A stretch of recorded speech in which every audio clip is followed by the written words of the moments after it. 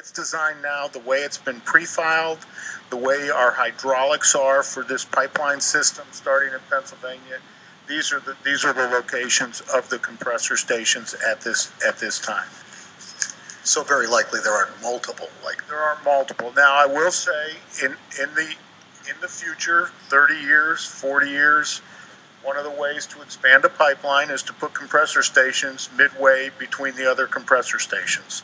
So right now we're probably 40 miles apart, 45 on the station. So 30 years down the road, 40 years down the road, there possibly could be. That would be a completely separate siting process, a completely separate project. But